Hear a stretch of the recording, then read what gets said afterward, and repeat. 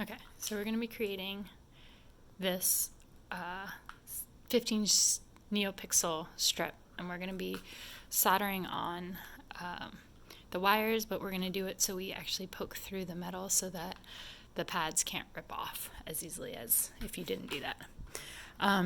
So just make sure you have your wire, your neopixel strips, or your addressable LEDs. We're testing out these cheap wire strippers that come with the wire, so I'm also going to use scissors just to cut it up. Soldering iron, solder, and a sponge and a needle, which will be used to poke holes in the neopixel strip. So make sure that it's big enough. I was trying to use this thinner pin and it was pretty difficult, and I just had to work to make the holes big enough, so I'm switching to this pin. So the sponge is there just to give you some support as you try and poke a hole through the LED strip. So as you see, I've cut it such that the pads are really as big as they possibly can be. So you might sacrifice an LED for this, but it's worth it to give you more space to solder on and more space to poke holes through. Okay, so I'm just gonna poke these 3 holes.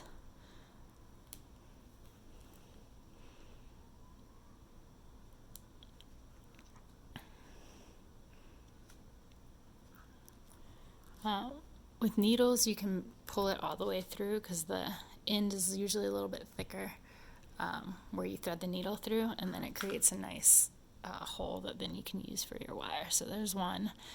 I'm gonna create 2 more.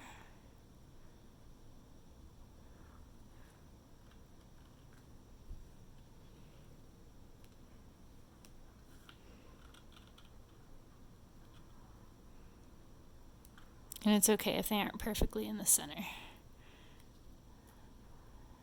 There's 2.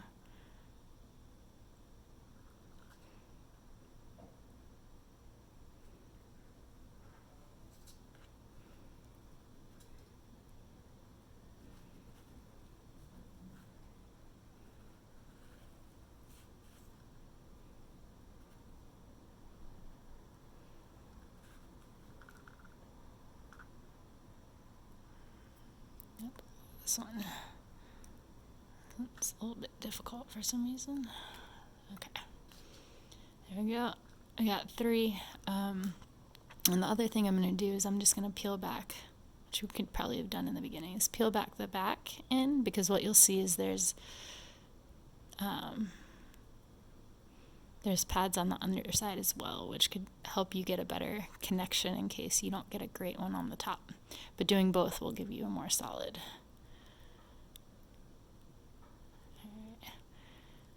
Probably would have been easier if I did this to start.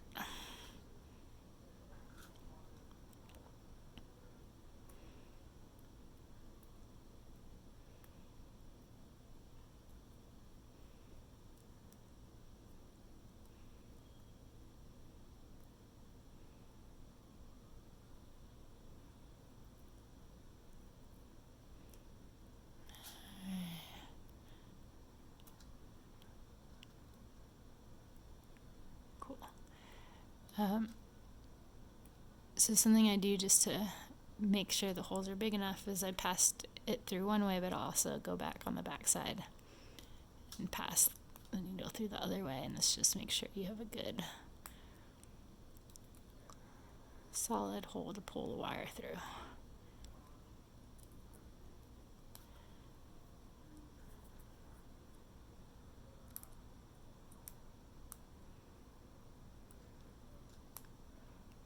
Alright, cool. So that's all we need the sponge and the needle for. And so the next thing we can do is, let's grab us a set of 3 wires. And we're going to color code it with the 5-volt being red, the negative being black, and then the data pin being blue. So we're going to give about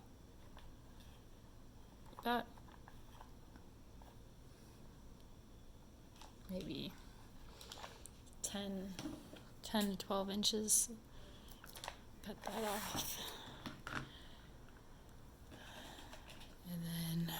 give a couple.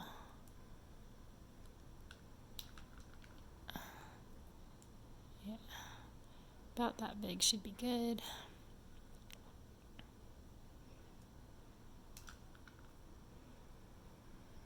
That one.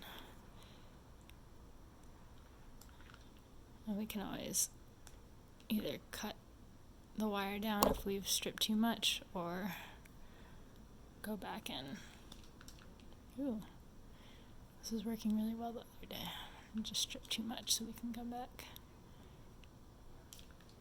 There we go. Alright. So I'm just twirling it to get the strands all wrapped together. I'm gonna cut this down a little bit to size. And so something that you can do, but you don't have to do, is you can tin the wire, which is put a little bit of solder on there to give you a good connection.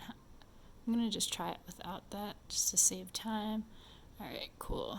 Then, so I've wrapped it through, and I made sure that all the strands are together. And so I'm just going to put a little solder on the front. And you can see, you just want to make sure that you get that nice solid connection. I use the scissors just to weigh down the NeoPixel strip as I solder. And bending, you see how it's kind of bending out to the side? Oh, you can't see that. So see how it's kind of bending out to the side? That's totally okay, but if it started to bend to the center, you'd want to pull it out just to make sure you had space for the next wires to go in. Okay, so now I'm gonna move my tip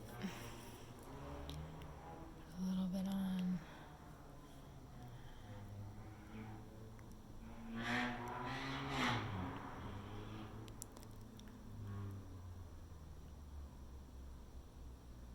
Just kind of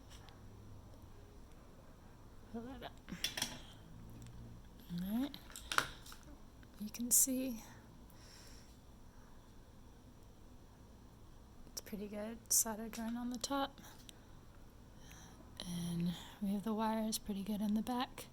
So this is what I was saying, we'll add a little bit of solder on the back just to make sure that the stranded wires don't flare out and then accidentally create some shorts in the back end. So heat it up.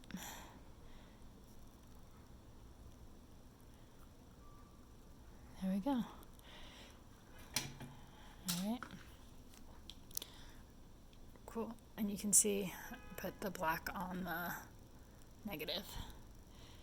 And so the next one is the blue, the data. So again, just going to twist this to give a nice wire to thread through.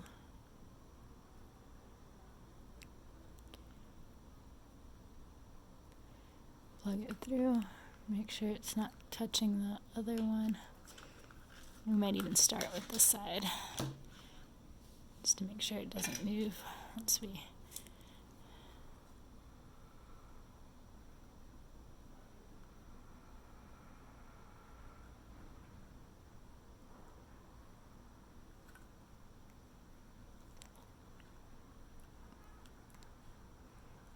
Alright, got that wire there. Now let's put some on the front.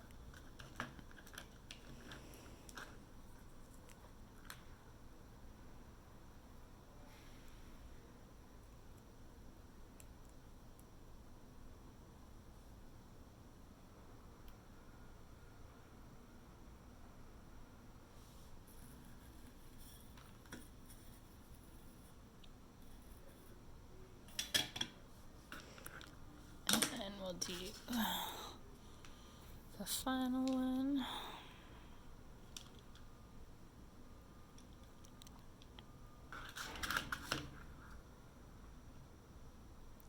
Wrap it through again. Since it's a little bit shorter, I'm going to start with the back again.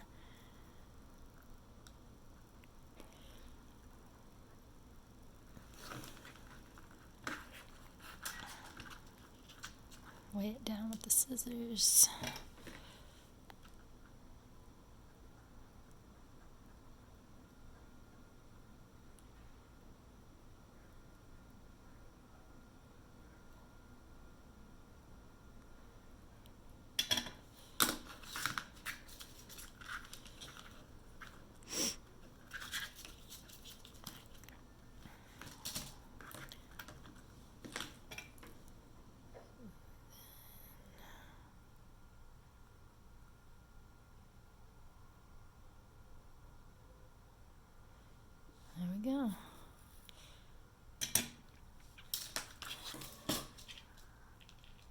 pretty solid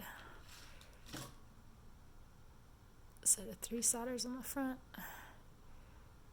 We soldered the backs, so they also are connected. I might actually add just a little bit more to the top one, because that's not, looks like it's soldered to itself, but not to the pad in the back. So I might just be able to heat it up.